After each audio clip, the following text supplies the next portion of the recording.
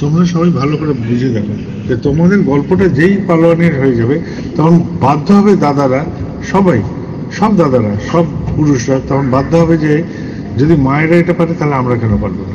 তাদেরও উৎসাহ জাগবে, তাদেরও উদ্দীপনা জাগবে। তোমরা যারা এসছো তোমাদের বাড়ির লোকরা কাজের জন্য বেরিয়ে গেছে আজকে, তোমাদের অনেকের বাড়ির কাজ মানুষরা কেউ খেতে গেছে, কেউ ব্যবসায় গেছে, কেউ চাকরিতে চলে গেছে। সেই জন্য দেখো আজকে এখানে বসে আছে তোমাদের সংখ্যা বেশি, দাদাদের সংখ্যা কম। ঠিক আছে, তারা কেন আসতে পারেনি বা কেন আসেনি? কেননা বাড়িতে এই বিষয়টা নিয়ে কোনো চিন্তা করেনি যে আমি তো সারা বছর চাকরি করি, একটা দিন আজকে একটা বেলার জন্য একটু কামাই করি, সেটা করতে পারিনি। কারণ ঠাকুর বলে যে জিনিসটা সেটা কিন্তু বাড়িতে সবসময় এরকম করে নেই। আর ঠিক আছে, আমি রোজ যে টাইমে যাই আমি আজকে একটু লেটে যাব, আমি অফিসে একটু লেটে পৌঁছালাম, আমি আমার কাজের দোকানে একটু লেটে পৌঁছালাম। ঠিক আছে, কালকে একটা জায়গায় গেছিলাম মাতিয়া, সেখানে কেন্দ্রে যখন গেলাম তখন দেখলাম যাওয়ার পথে একটা গয়নার দোকান, জয়গুরু জুয়েলার্স। আমার দেখেই মনে হলো এটা নিশ্চয়ই কোনো গুরু ভাইয়ের হবে। তো এখানে গিয়ে ভিড়ের মধ্যে জিজ্ঞেস করে এই জয়গুরু জুয়েলার্সের মালিককে? তখন বললো এই পালদা হচ্ছে মালিক। তো সে উঠলো, ছেলে উঠলো, আমি বললো এই আজকে দোকান বন্ধ রাখলে? না, আজকে আপনি এসছেন সেই জন্য দোকান বন্ধ রেখে দিয়েছি। দিনের বেলায় দোকান করেছি কিন্তু সন্ধ্যের পরে আর দোকান খুলিনি, কারণ আপনি আসবেন সেই জন্য দোকান বন্ধ রেখেছি। তাহলে এইটা আমার কাছে মনে হলো যে আমার আশাটার প্রতি তার একটা সম্মান বা আদর। আমার আসতে কোনো অসুবিধা নেই, কিন্তু দেখো তোমাদের যে আশাটা তাতে কিন্তু উৎসাহ নেই। কেউ কেউ এসছো শুনতে হয়, এসেছো সেরকম করে। আমি এটা বলতে চাচ্ছি যে তোমরা যারা যারা আসছো তোমাদের স্বামীদেরও তো বলতে পারতে যে চলো, ছেলেকে বলতে পারতে আজকে স্কুল যেতে হবে না, কামাই কর। আমার যে মেজো ছেলে এখন গেল ঠাকুরের কাজ নিতে, ও তখন ছোট, একদম ছোট, ও প্রচণ্ড পেটে ব্যথা, স্কুলে যাবে না এইসব বলে শুয়ে পড়লো। যেই স্কুলের টাইম পার হয়ে গেল সে খেলতে বেরিয়ে গেল। তার মা খুব রেগে গেছে যে যে একটু আগে বললো যে পেটে ব্যথা আর এখন দেখো খেলতে বেরিয়ে গেল। আমি বললাম আজকে প্রথম বুঝলাম এটা মানুষের বাচ্চা, যে ফাঁকি দিতে শিখে গেছে, যে কোন কাজে ফাঁকি দিতে হয়। বলে স্কুলে রোজ সেই যায়, স্কুলে রোজ সেই যায় যে ফার্স্ট হয়, আর না তো সেই ছেলেই যাবে যার কোনো কাজ নেই বাড়িতে। তো যার কাজ নেই আর না তো ফার্স্ট হয়, এদেরই কেবল স্কুলে যাওয়ার বাতিক আছে। আর যারা আমরা স্বাভাবিক মানুষ তারা মাঝে মাঝে ফাঁকি দিতেই পারি। তাহলে দেখো কর্মক্ষেত্রটা নিশ্চয়ই দরকার, কারণ সেটা থেকে আমার রুজি রুটি সব জোগাড় হয়। রুজি রুটি যেখানে জোগাড় হয় সেটার সাথে কোনো অন্য গল্প চলে না, কারণ ওটাতে আমার ভাত রুটি সব জোগাড় হচ্ছে, আমার পেটের খাওয়ার জোগাড় হচ্ছে। তাহলে এই পেটের খাওয়ারের ওপরে আর অন্য কোনো গল্প না, কারণ এই পেটটা থাকলে তবে আমার জীবন বেঁচে থাকে। পেটের জন্য জীবন না, তো জীবনের জন্য পেট। তাহলে জীবনের জন্য পেট, তাহলে জীবনটাকে জীবন্ত রাখার জন্য পেট। তাহলে জীবনটাকে জীবন্ত রাখতে গেলে যে যে কাজগুলো করতে হয় সেই কাজগুলো করো। আজকে একটি লোক এসছে দুধ নিয়ে, হাতে এক গাদা আংটি, তার বইয়ের এক গাদা আংটি, বলছে যে আমার ছেলেটা পড়াশোনা হবে। আমি বললাম না, হবে না। আমি সোজা বললাম হবে না, আর হলেও সে ভালো মানুষ হবে না। কারণ আমি বলছি যে তুমি বাবা, তোমার মনটা নড়বড়ে, তুমি ঠিক করতে পারো নি ঠাকুর ধরবো না জ্যোতিষী ধরবো, তোমার নিজের এই দ্বিচারিতা আছে মনে, তুমি নড়বড় করছো। যে খুঁটি নড়বড় করে সেই খুঁটিকে ধরে কোনো লতাও কি গজাতে পারে? তাহলে তুমি যদি নড়বড় করো তোমার বউও নড়বড় হবে, আর তোমার পুরো পরিবারটাই নড়বড়ে হয়ে যাবে। আর তুমি যদি স্থির থাকো তাহলে তোমার দেখা দেখি তোমার বউ স্থির হয়ে যাবে, তোমার সন্তানও স্থির হয়ে যাবে। তাহলে ওর বুঝে যাবে আমার জীবনের উদ্দেশ্য কি। জীবনের উদ্দেশ্যটা বোঝাটাই হচ্ছে আমাদের প্রথম কাজ, বুঝতে পারছো তো? তাহলে আমাদের জীবনের উদ্দেশ্য শুধু খাওয়া পড়ার নিয়ে থাকা শুধু না, আমার জীবনটা যদি সুন্দর হয়, ভালো থাকে। তাহলে এখানে অনেক মেয়ে আছে, তোমরা কম বয়সী মেয়েরা আছো যারা আছো বসে এখানে, তারা একটা কথা মাথায় রাখবে, কোনো কার্যক্রম তোমাদের অন্তরের কোনো গোপন কার্যক্রম মাকে বলে ছাড়া করবে না। তাহলে দেখবে যে জীবনে কখনো বিপদ আসবে না, কোনো দিনও আসবে না। এই যে মন যেদিন থেকে লুকাতে থাকবে, দেখবে যে আমাদের মতন ছেলেরা থাকে তো সমাজে, তারা চেষ্টা করে মেয়েদেরকে এদিক ওদিক মাথায় উল্টো পাল্টা বুদ্ধি দিতে। দেখবে যে তোমার পড়াশোনাও কমপ্লিট হলো না, জীবনটাও কমপ্লিট হলো না, আর চিরকাল তুমি পঙ্গু হয়ে থাকলে। চিরকাল পঙ্গু হওয়ার জন্য তোমার জীবন নয়, তুমি সার্থক হয়ে ওঠো, তোমরা বড় হয়ে ওঠো। তাহলে তোমার যদি কোনোদিনও বিপদ আসে, তোমার স্বামীর কোনো অসুখ হলো, তাহলে তোমার যদি পেটে বিদ্যা না থাকে, তুমি কি মুটেগিরি করে কাজ করতে পারবে? তোমরা পারবে না। সেই জন্য পড়াশোনা ঠিক করে করো। আমি তোমাদের বলছি, মেয়েদের, যে তোমরা ভালো করে পড়াশোনা করো, তাহলে দেখবে যে তোমাদের বুদ্ধি স্থির থাকবে, তোমরা বুঝতে পারবে সংসারে কোনটা করণীয় কোনটা করণীয় না। যে কোনো কাজ মনের মধ্যে যেই আসবে সাথে সাথে করতে যাবে না, আগে বিচার করো এটা ধর্ম হবে না অধর্ম হবে, মঙ্গল হবে না অমঙ্গল হবে, এইগুলো বিচার করবে। বিচার করে যেই করবে দেখবে যে সেই কাজটা যখন তোমার বিচারে স্থির করতে পারবে যে এটা মঙ্গল হবে, এটাতে অধর্ম হবে না, তাহলে সেই কাজে হাত দেবে, দেখবে কোনোদিনও তোমাকে ভুল পথে সেই কাজ চালিত করবে। কত লোক আছে ব্যবসায় নামতে চায়, কি করে নামতে চায়? কেউ বললো যে এইভাবে ব্যবসা করো, ওইভাবে ব্যবসা করে, নেমে পড়লাম, কিন্তু আমি জানি না আদৌ ব্যবসাটা কিভাবে করতে হয়, টাকাটা লাগিয়ে ফেললাম, বাজারে গিয়ে টাকা নষ্ট হয়ে গেল। তাহলে বেকুবি টাকার হলো, আমার হলো। আমি গরু কিনলাম, গরু কিনে জানি না গরুকে দোয়াতে হয় কিভাবে, খাওয়াতে হয় কি করে, আমি জানি না, আমি গরুর ব্যবসা শুরু করে দিলাম। কি করে শুরু করলাম? কেউ আমাকে বলল। আমি কি করলাম? আমি বাজারে গিয়ে লোন নিলাম। তাহলে তার মনটা কল্পনাতে ভর করেছিল, বাস্তবের সাথে না।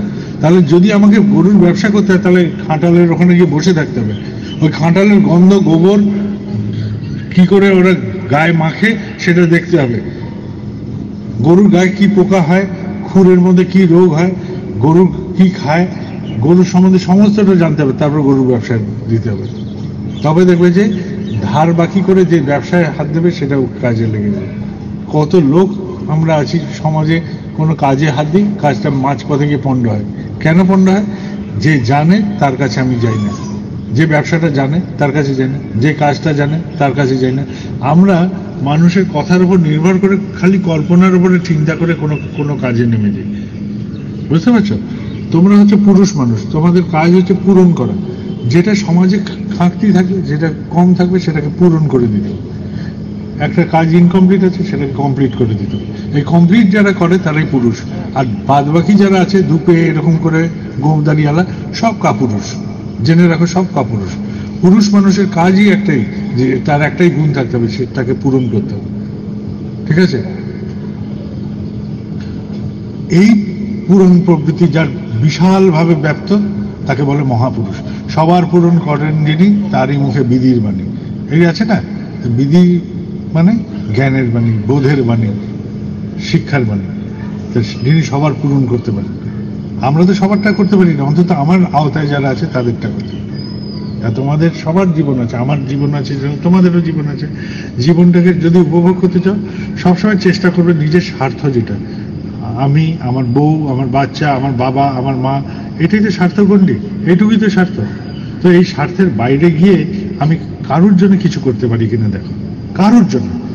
রোজ খাই তো আমরা, রোজ খাই।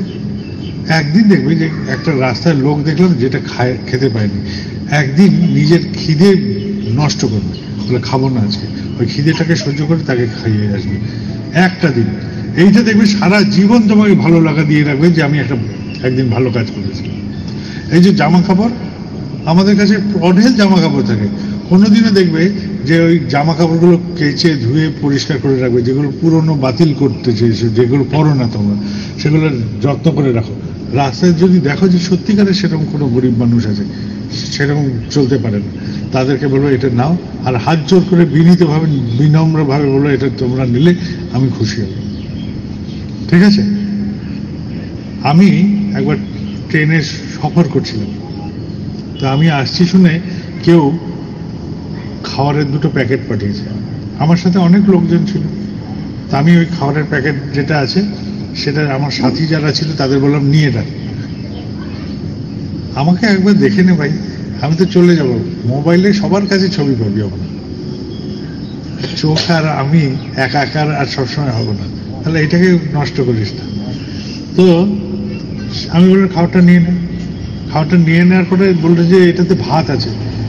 আমি তো যেখানে সেখানে ভাত খাই না, ভাত আছে। আমি বললাম নিয়ে নাও। নিয়ে তারপর বললাম ট্রেন থেকে নামবে বড়দা, গুজরাট, ওইখানে ছিলাম তখন স্টেশনে। গাড়ি ট্রেনে দাঁড়িয়েছিল, আমার ছেলেরাও ছিল আমার সাথে, আর সাথে অনেক ছিল। লোকজন। আমি বললাম ট্রেন থেকে নামলে অন্ধকারের মধ্যে দুজন লোক পাবে, তাদের দিয়ে দেবে, আর বলবে সৎসঙ্গের আচার্যদেব বাবার কথা বলবে, তার ছেলে যাচ্ছে, আজ থেকে 7-8 বছর আগের গল্প, তাকে দিয়ে দেবে। তো ওরা নেমে আলোর মধ্যে খুঁজেছে, দেখছে কাউকে পায়নি। তারপর এসে বলছে কাউকে পেলাম না। আমি বললাম যে আমি তো আলোতে বলিনি, আমি বলছি অন্ধকারে, আমি ট্রেনের মধ্যেই বসে আছি। বললো অন্ধকারে। তারপরে যেই অন্ধকারে গেছে দেখছে যে দুটো লোক নড়ছে, সেই দুটো লোককে গিয়ে বলছে যে এরকম করে, এরকম আপনারা নেবেন, হাত জোর করে বলতে বলছে। ওরা একদম লুফে নিল। সারাদিন আমরা খাইনি, সারাদিন ধরে খাইনি। আমাদের ট্রাক নিয়ে যাচ্ছিলাম, ট্রাক খারাপ হয়েছে, আর যেটুকু পয়সা ছিল সেটুকু দিয়ে সারানোর চেষ্টা করেছি সারা ট্রেন। তাই মালিককে ফোন করাতে মালিক বলল ট্রেনে করে এসে পয়সা নিয়ে যেতে। তখন তো এরকম ব্যাংকিং সিস্টেম ছিল না যে সবার অ্যাকাউন্ট আছে। নরেন্দ্র মোদী আসার পরে তো সবার জন্য অ্যাকাউন্ট খুলেছে, তখন তো এরকম ছিল না। তো এই যে যেই করে দিল, খাবারটা পেয়ে তারা এরকম করলো। আর তারপর বললো আমরা মা দীক্ষিত। তার বলল একজন যে আমার মা দীক্ষিত। বললো আমরা যাব, গিয়ে নিশ্চয়ই ঠাকুরের মানুষের সাথে যোগাযোগ করবো। তাহলে দেখো, খাবারটা কেউ আমার নামে পাঠিয়েছিল, ঠিক আছে?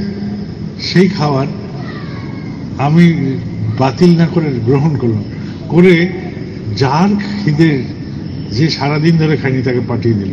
এই যে একটা গল্প হলো আমার জীবনে, এই গল্পটাই আমি তোমাদের বললাম। তাহলে সবসময় যে খাবার এলে আমাকে খেতে হবে বা আমাকেই ব্যবহার করতে হবে, এটার কোনো মানে নেই। আমি যে কোনো সুযোগ যেটা আসে সেটা নিতেই পারি, নিয়ে সেটা নিশ্চয়ই মঙ্গলের কাজে দিতে পারি, যদি আমার জীবনের কোনো একটি অংশ মঙ্গলজনক বিস্তারে যায়, মঙ্গলজনক ব্যাপ্তিতে যায়, মঙ্গলজনকভাবে ছড়িয়ে পড়ে, তার মানেই জানবে যে তুমি ঈশ্বরের সাথে আছো। আমরা বলি না ঈশ্বর প্রাপ্তি, ঈশ্বর প্রাপ্তি, এইসব অনেক কথা বলি, এইটাই ঈশ্বর প্রাপ্তি, এটাই হচ্ছে ঈশ্বরের, আর কিছু না। কেননা আমি তো ঈশ্বরকে বুঝতেই পারবো না, দেখতেই পারবো না, চাক্ষুষ করতে পারবো না। করতে হয় কি করে? নিজেদের এই আচরণ দিয়ে। তুমি একটু ছড়িয়ে পড়বে, দেখবে যে আমাদের যত অনেক কাজ থাকে না সংসারে, যে আমাদের ঠিক হয়নি, অন্যায় হয়েছে, আমি ভুল করেছি, সেই কাজটা দেখবে যে এটাতে সমস্তটা নিরসন হয়ে যায়। কর্মফল তখন আসে ঠিকই, কিন্তু কর্মফল আরামের হয়। ঠাকুরের এরকম একটা গল্প আছে, বলে তুই যদি পরমপিতার কাজ করিস আর তোর যদি কর্মফল জোটানো থাকে, যে তুই কারুর সাথে এরকম করেছিস যে তোর কোমরে ব্যথা হবে, তাহলে সেই কর্মফল তোর কাছে আসবে। আর তুই যদি এমনও কর্ম করে থাকিস যে কর্মের জন্য তোকে হাতুড়ির বাড়ি খেতে হবে, তাহলে সেটাও তুই পাবি। কিন্তু কিরকম ভাবে পাবি জানিস? পরমপিতার যদি যুক্ত থাকিস, তাহলে কোমরে ব্যথায় হাতুড়ি মারলে তোর কোমরে আরামও হবে, তোর কোনো অসুবিধা হবে। তাহলে দেখো, যেটা আমার বিপদ, সেটা তিনি আরেকটা বিপদ দিয়ে দুটো বিপদকে নিরসন করে দেবেন। এটাই হচ্ছে আমাদের পরমপিতা, এটাই হচ্ছে আমাদের ঠাকুর। বুঝতে পারছ? কোনো জিনিস কোনো কল্পনাতে থাকবে না, যেটা বাস্তব সেটাতে মন দাও, কি করতে হবে বুঝে দাও, জীবনটাকে চালো। আর তোমাদের জীবন দিয়েই তুমি ঠাকুরকে বুঝতে পারবে। এই যে জ্যোতিষীর কাছে যাচ্ছে, দৌড়াচ্ছে, আমার আংটি দেখে অনেকে জিজ্ঞেস করে, এই আপনিও তো আংটি পরেন? বলে এটা কিন্তু আমার আংটি না, এটা আমার বউ আমাকে দিয়েছিল বিয়ের পরে, তো এটা আমার কাছে তাজমহল, ঠিক আছে? আমি এসব পড়তে পারি না, তো আমার ঘড়ি আংটি এসব আমার পড়া আসে না। তো বরদা বলতে না, তুই ঘড়ি পড়িস না? তো আমার বাবা ঘড়ি দিয়েছিলেন, সেই ঘড়ি আমার পড়া, তার সেই থেকে আমার ঘড়ি পড়ে না, তো ঘড়ি পড়া হয় না। আর আংটিটা আমার বউ দিয়েছিল, বললে তুমি তো পড়বে না। তখন আমি এটা, এই তাজমহলের মতন, এটা আমার তাজমহল ধরে না, তাহলে এটা আমি এরকম করে রেখে দিই আমার সাথে, ঠিক আছে? তা জীবনটাকে বোঝো। আমার কাছে কোনো জ্যোতিষী গল্প নেই, আমার কাছে কোনো এইসব নিয়েই নেই। আমি এক জায়গায় হাত দেখাতে গেছি, বলছে আপনার শনির দশা চলছে। আমি বললাম আমার সবচেয়ে ভালো সময় যাচ্ছে। সব যা বলছে জ্যোতিষী তাকে উল্টো করে দিচ্ছি। সে বলছে যে আমি কলকাতায় খুব বিখ্যাত জ্যোতিষী, সে বলছে আমি আপনার মতন মানুষ দেখিনি। কারণ আমি বললাম যে দেখবেও না। হ্যাঁ, কয়েক বছর পরে আবার আমি সেই জ্যোতিষীর কাছে গিয়ে বলছে কি খবর? বলে এখন আমার বোম্বেতে চেম্বার হয়েছে, বেনারসে চেম্বার হয়েছে। আপনারা দেখেছেন আমার হাতের জাদু? আমার হাত ছুতেই কলকাতা থেকে বোম্বে, বেনারস সব ঘুরতে শুরু করেছেন। বলেছে যে আমি জাদুকর, কারণ আমি ঠাকুর নিয়ে চলি, তো এর থেকে বড় জাদু আমার কাছে নাই। তো তোমাদের সবার কাছে জাদু আছে। আমি যেটা বলছি এটা আমার বিশ্বাসের থেকে, কারণ আমি মনে করি যে এইভাবেই হবে, এইভাবেই হবে। এই যে এখানে মন্দির হবে, কেন্দ্র হবে, যা হবে, এই কয়েকটা মানুষের গল্প হতে পারে না, কয়েকটা মায়ের গল্প হতে পারে না, এটা সবার গল্প করো, এটা সবার গল্প করো। আর আপনারা যারা এই কেন্দ্র দেখেন, দেখাশোনা করেন, আমি একটা কথা সবাইকে বলি যে যখনই পরিচালনা হয় একজন সবকিছু দেখাশোনা করে, এটা না করে সবাই আপনারা শুনে রাখেন। আমি সব জায়গায় একটা কথা বলি যে কে পরিচালনা করছে তিনি টাকা ছোবেন না, আর তার অহংকার সবচেয়ে কম থাকে। তিনি ঠাকুরে একদম স্থির থাকবেন আর বিনীত থাকবেন, এই মানুষ পরিচালনা করবে। আর একটা মানুষ থাকবে যার কাছে টাকার হিসাব চাইলে সে অপমানিত হবে না, তার কোনো মান অপমান লাগবে না, হিসাব চাইলে তার কোনো হেলদোল হবে না, সে অপমান বোধ করবে না। ঠাকুর বলছে যে হিসেব চাইলে যে অপমানিত হয় তার কাছে লুকিয়ে চৌর্যবৃত্তি ঢুকে আছে অন্তরে, সেই জন্য হিসাবের সেই রকম মানুষ হতে হবে যে ঠাকুরকে ভালোবাসে। আর তৃতীয় মানুষ হবে যে এই সমস্ত হিসাব নিয়ে দেওঘরে নিয়ে যাবে, ওখানে জমা দেবে, নিয়ে আসবে। এই মন্দির এইভাবে পরিচালিত হবে। যত মায়েরা আছে, যত দাদারা আছে, যত ভাইরা আছে, সবাই বসে কে পরিচালনা করবে, কে এটার অর্থ দেখবে, আর কে হিসাব নিয়ে যাবে। তারপর কে প্রণামী দেখবে, কে আনন্দবাজার দেখবে, কে গেস্ট হাউস দেখবে, কে কনস্ট্রাকশন দেখবে, সেগুলো সব বিভাগ করে দেবে। বোঝাতে পারলাম? তাহলে দেখবেন যে সবটা কাঁচের মতন আরপার থাকবে, আর আমাদের কাঁচের মতন আরপার থাকা দরকার। ঠিক আছে? ফিলান্থ্রপির যে কার্যক্রম, যত টাকা পয়সা আছে, কোনো টাকা পয়সা আমি কোনোদিনও হাত দিই, কোনোদিনও না। আমি জ্ঞানত ওইখানে টাকা দিই। আমি গাড়ি ঘোড়া যা চড়েছি নিজের যোগ্যতায় চড়েছি, কোনোদিনও ফিলান্থ্রপিতে আমার যাতায়াত ইত্যাদিতে কোনোদিনও বিল পাঠাই। ঠিক আছে? আমি মানুষের জন্য চেষ্টা করেছি করতে, মানুষ আমাকে যা দিয়েছে তাই দিয়ে আমার জীবন চলে গেছে। ঠিক আছে? তাহলে জীবনটাকে বুঝে দেখবে যে ঠাকুরের জিনিস ঠাকুরের কাজের জন্য, আমার কাজের জন্য, আমাদের ব্যক্তিগত কাজের জন্য। ঠিক আছে? আমার ঘরেও যদি আমি কাজ করে দেওঘরে, সমস্ত খরচ আমি দিই। আমার গাড়ি ঘোড়া সারাতে আমি দিই, গাড়িতে তেল ভরাতে আমি দিই, আমি যে যাতায়াত করি সব আমার খরচায় আমি চলার চেষ্টা করি। আমি চেষ্টা করি ঠাকুরের গায়ের ওপর কোনো ভর দিতে না। তোমার যদি কোনো কাজ থাকে ঠাকুর, সেটা আমি বরং করার চেষ্টা করা উচিত। ঠিক আছে?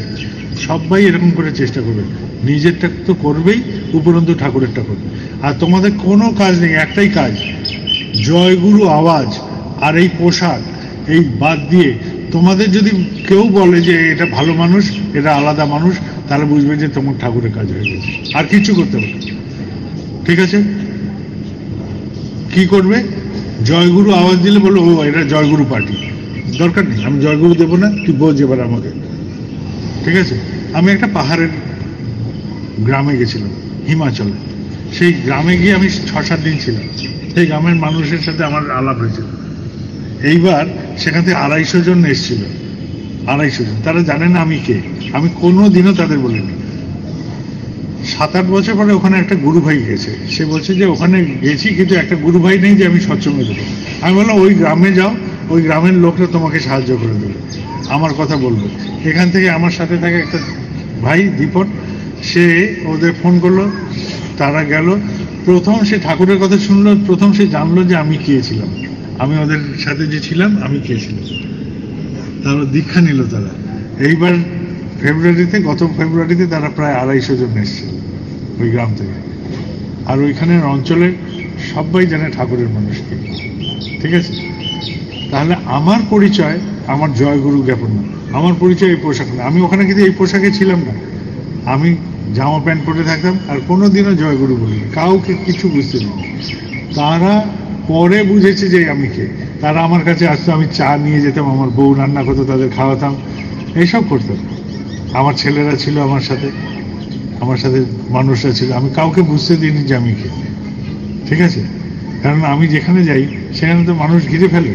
তা আমি চাচ্ছিলাম যে আমি আমার মতন থেকে, আমি মানুষ কেমন হয়েছি সেটা তো পরীক্ষা নেওয়া দরকার, তাই না? তোমরা চেষ্টা করো, তোমাদের সমাজের মধ্যে তোমরা প্রত্যেকে চেষ্টা করো যে এইভাবে প্রকাশ করতে নিজেকে। সবাই ভালো থাকবে। পারবে না এটুকু করতে? তোমাদের যা আছে, ঘর পরিবার সংসার সব ভালো করে চলো। তোমরা মায়েরা তোমাদের সংসার যা কিছু খরচ হিসাবে এমন করে চালাবে যাতে নষ্ট না হয় টাকা। তোমরা যারা উপার্জন করো, দাদারা ভাইরা, তোমরা যেটা উপার্জন করো সেটা যেন ঠিকভাবে পরিচালিত হচ্ছে কিনা দেখো। অঢেল করার দরকার নেই। যদি দেখো যে নুন ভাত খাওয়ার যোগ্যতা আমার আছে, তাহলে নুন ভাতটাই আনন্দের চিত্তে খাবে। কখনো ভাববে না যে ও কেন ভালো খাচ্ছে, ও কেন এই খাচ্ছে। আমার যেটা যোগ্যতা, সেই যোগ্যতায় আমি রাজা। আমার যদি যোগ্যতা থাকে মাটিতে বিছানা করার, তাহলে এটাই আমার রাজ সিংহাসন, আমি এখানেই আনন্দ করে থাকতে পারি। আমার যোগ্যতা অনুযায়ী যেদিন আমার চৌকি হবে সেদিন চৌকিতে, যেদিন পালং হবে পালং, যেদিন আমার রাজমহল হবে রাজমহল, তাতে আমার এই কুড়ে ঘরটাই আমার আনন্দ। ঠিক আছে, কাউকে দেখে হিংসা করবে না। আমার যোগ্যতা যা, আমি এই যোগ্যতা অনুযায়ী বাড়তে চাই। আমি এরকম করে আকাশের কোনো চাঁদ তারা দেখতে চাচ্ছি না, আমি দেখতে চাচ্ছি মাটির গল্প, আমি যেটা হতে পারি। প্রত্যেকে তাই চেষ্টা করবে, সবাই আনন্দে থাকবে। যারা আসতে পারেনি তাদের জন্য আমার মঙ্গল প্রার্থনা, আর তোমাদের জন্য।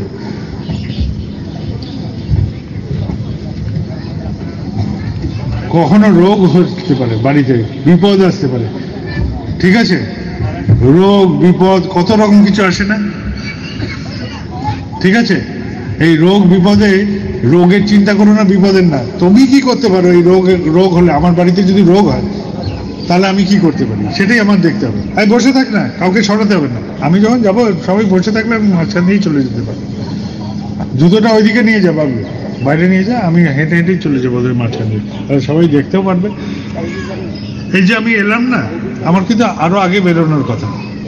আমার এক আত্মীয় আমাদের বাড়িতে ছিল, যে বাড়িতে আত্মীয় ছিল সেই আত্মীয় হঠাৎ মারা যায়।